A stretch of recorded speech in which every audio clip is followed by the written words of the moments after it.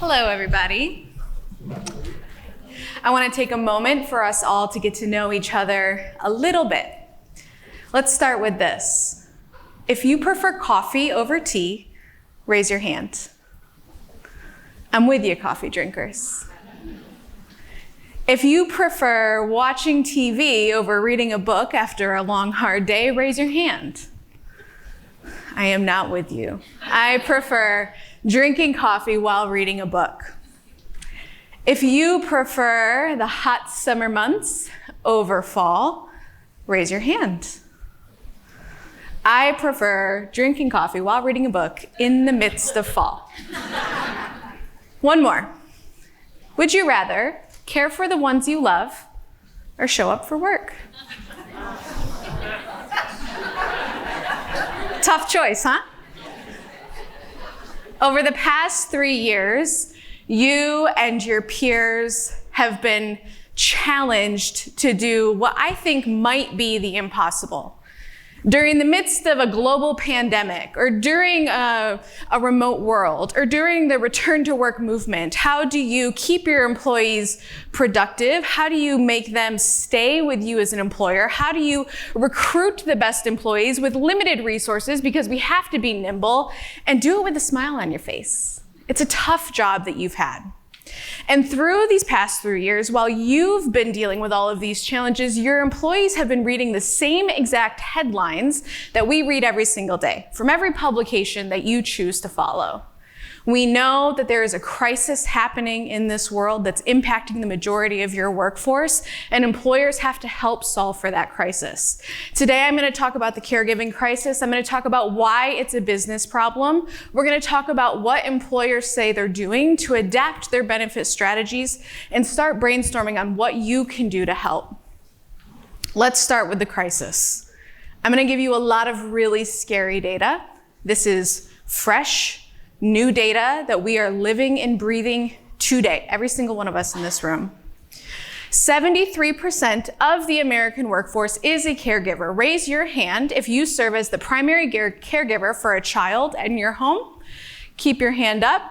Keep your hand up if you are a caregiver for an adult loved one. Keep your hand up. How about pets? Anybody responsible for caring for a pet?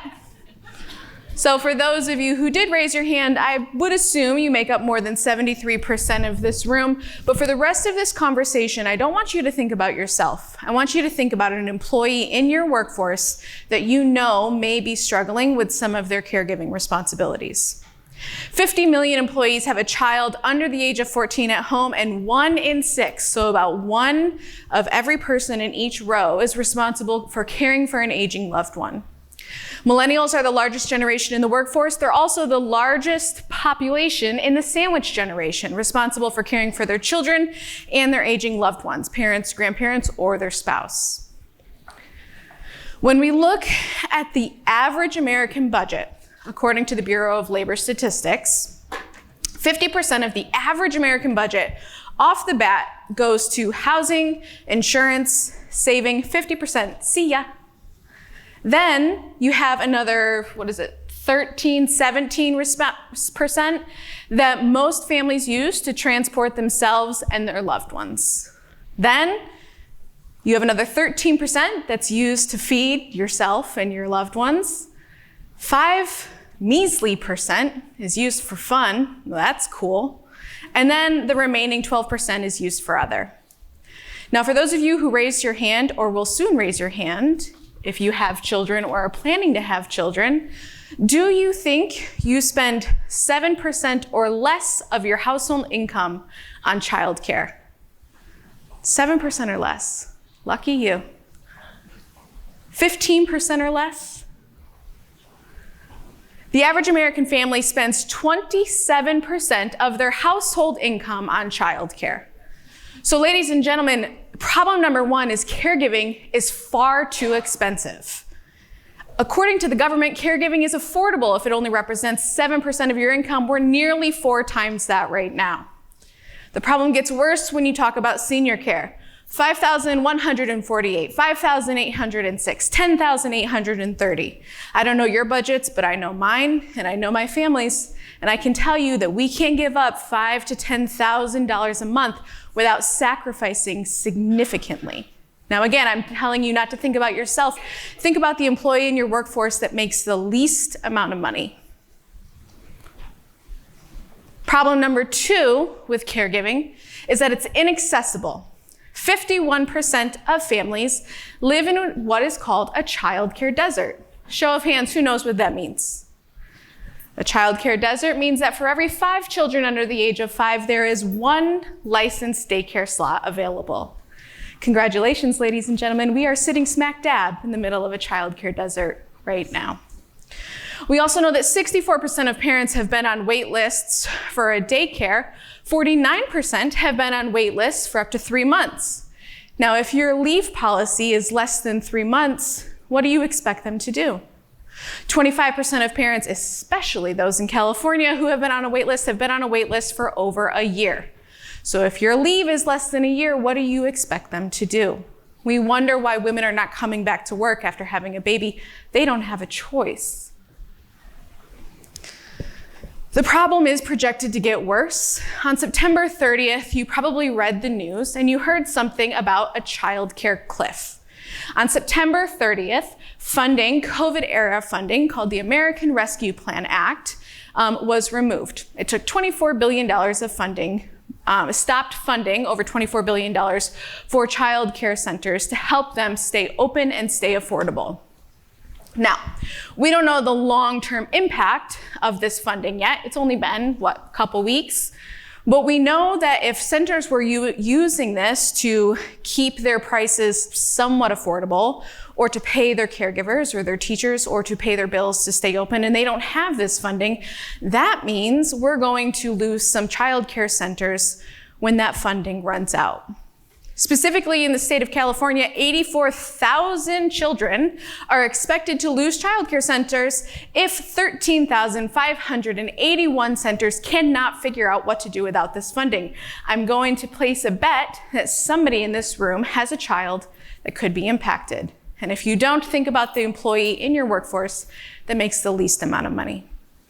Working parents are expected to lose $289 million in earnings, and then there's a $350 million projected loss for all of you as their employer. So if that doesn't help demonstrate the point that caregiving is in fact a business problem, I don't know what will. I'll share a little bit more information with you. 80% of employees miss work when their regular care is unavailable. If you have a child or an adult loved one, or hey, even a dog, how many of you have ever had to miss a meeting or call out of work because your child was sick? The school had one of those perfectly timed teacher holidays. Your parent or your grandparent needed a ride to and from an appointment.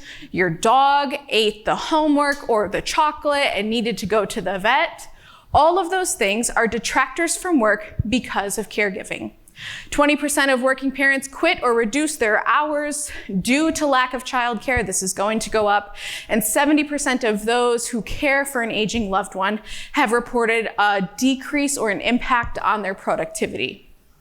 Now, every single one of these stats impacts their productivity and their presenteeism in your offices, in your hotels, in your restaurants, in your manufacturing lines. It impacts you.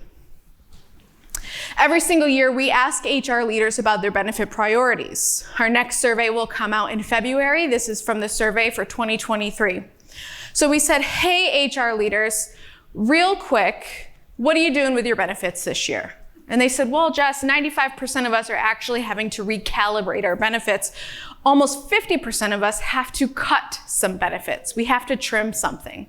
Makes sense. This year, in addition to hearing about the child and the senior care crisis, we've also been talking about potential economic downturn, and we all have to figure out a way to be more productive with less resources to keep our employees in the workforce, but make sure they're productive even with fewer resources, but they can't leave the workforce.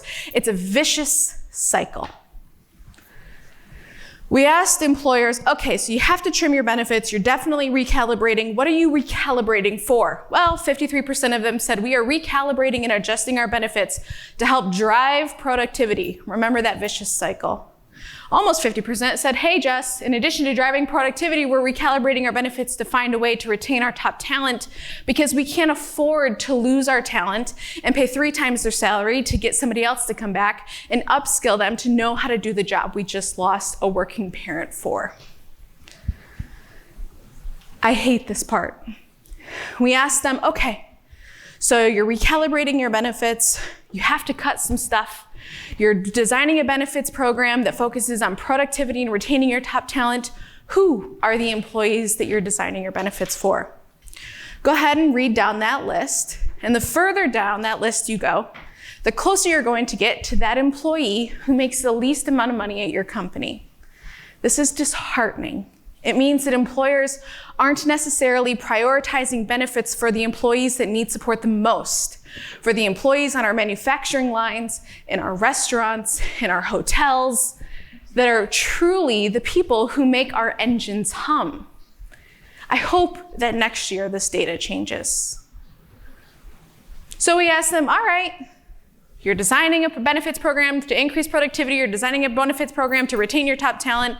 We know there's a caregiving crisis. What are you prioritizing more this year than you did last year? And they said, well, Jess, we're prioritizing child and senior care more. I'm surprised this number isn't higher, especially after we see every single news publication talking about how childcare and senior care problems are going to cripple this economy, but at least some are prioritizing it more. We know for a fact that increasing in support for your employees' loved ones is good for productivity. We offer a service called backup care. Backup care helps when regular care falls through, so your employees don't have to call out of work. On average, employees who use backup care miss 10 fewer days of work per year. So take 10 days a year, multiply that by, let's say, 10% of your workforce. Let's be conservative, even though I know 73% of them are responsible for caring for somebody. And then take what the average productivity value of your workforce is per day for 10% of them, multiply it times 10, and there's your ROI. We also know that 69% of female job seekers said they would be more likely to choose a company that offered childcare benefits than one that didn't. That makes sense too. Now is not the time to rest on our laurels. There is work being done at the federal level. There's work being done at the state level. Sure, there's funding that somebody may be eligible for, but it takes time, and it certainly is not going to close the gap. Because lack of caregiving support for children and your adult loved ones has a direct impact on your business, this is a business problem. Let's talk about what you can do to advocate to help the working caregivers at your companies. This is the part where you take out your phones, you can scan these QR codes, free tools, use them however you want. The first tip I have for you is to survey your workforce. And you're gonna say, well, yeah, Jess, we survey our workforce all the time. But I want you to download this, and I want you to reconsider how you survey your workforce. Please do not ask your employees which benefits specifically they want. I want you to ask your employees about what at home is distracting them or keeping them up at night or making them late for work or making them miss work. Figure out what their pain points are at home so you can figure out a solution with your benefit strategies. Another best practice with surveys is to leverage your managers. Your managers are the front line of your workforce. They are the first ones to know when Jess doesn't show up for work because her grandmother, who lives in another state, has a problem and she has to rush home to help her mom take care of her. Your managers are the first ones to know when a daycare is closed, so all of a sudden, Tommy can't come in and run that meeting because he has to be on dad duty. Your managers are the first ones to know when that dog ate that child's homework and unfortunately the vet has a 3-hour wait time, so sorry, they're not gonna show up. Make sure when you launch your employee surveys that your managers are advocates for getting every single person on their team to complete them, to have their voices be heard. Speaking about voices being heard, you need to do your part to follow up. You may survey your employees every quarter, every year, but how much do you tell them in return? One of the things that we've learned is being transparent about what you can and you can't do is just as valuable as executing on the survey. Hey employees, I heard you. During the pandemic, you adopted a pandemic pet. Congratulations. And we hear you that you need somebody to come walk your dog, but we also hear you in that you can't find childcare. So this year, employees, even though we know you need support for your dog, we're gonna have to prioritize child and senior care because that is what is impacting the majority of our workforce, for example. After you survey your workforce, now you need to advocate for care. You all have bosses who have bosses, and they're gonna say, what is the ROI of this benefit? That's what they're gonna say. And you're gonna say, great question. I have research from CARE, the leading provider of care benefits, from Harvard Business School, et cetera, that I can show you that will tell you the ROI of these benefits. You can download the Future of Benefits report. You can also download the Cost of Care report. These are both packed with data that I shared with you today. Then you need to evaluate the market. Now, the number one provider that should be top of mind for you is Care for Business, but I know I'm a little biased. When you're evaluating the market, though, you need to ask the right questions because every single vendor out there has a different model. Maybe you have a vendor that prioritizes on-site childcare. Good for you. That's not going to help my grandmother who lives 8 hours away. That's not going to help the sandwich generation that's caring for their children and their adult loved ones. That's not going to help the parent who has a child who's too young or too old for a child care center. And it's not going to help the new employees you're bringing in when you've reached max capacity. So you need to figure out the right solution for you that works for the full workforce. So Jess, what do I need to look for? Here's what you need to look for. This is my recommendation. You need to look for accessibility. What do I mean by that? One, I mean cost. If it costs your employees more money than they make in a day to send their child to a drop-in daycare center or to pay for a caregiver, they're not coming to work. So you need to make sure that the backup care options or the caregiving options that you provide to them are economically accessible so they can afford to work for you. You also need to make sure that it's accessible via location. There's those of you who have a remote workforce. There's those of you who have a hybrid workforce. There's those of you who have one location and you think your childcare center is solving all of those problems, which is really good for you. But then there's also those who don't want childcare at their office. You need to make sure you have a solution that equally supports employees regardless of where their zip code is or where their loved one's zip code is. Then you need to think about comprehension and flexibility. And what do I mean by that? Comprehension means you're offering something that is comprehensive enough to support an employee at every single life stage. So you're providing a suite of benefits that help the new parents. Yay, we helped you have a baby. Now you need to support your parents that are getting their kids off to school for the first time. Then there's support for parents who are sending their kids off to college. Word on the street is that's pretty stressful.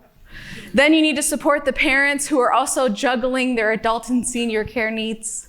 Then you need to support those who are aging out of the workforce and planning for retirement. So you need to think about something that's comprehensive enough to care for every single life stage. Then you need to think about flexibility. So you and your teams have the power to say, I'm telling you which health insurance you have access to, and I'm telling you which dental you have and you which vision you have.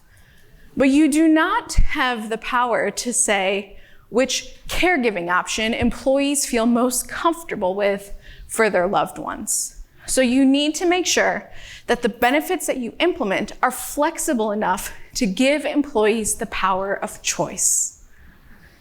There's a lot to talk about when we talk about caregiving. And you can tell that I'm very passionate about this topic because I truly believe that this is a major factor in solving massive economic issues, in solving massive gaps in productivity, and helping the majority of the American workforce return to work. If you want to talk more about this, my name is Jess Marble. I'll be here all day. I hope I can talk to you too. Thank you.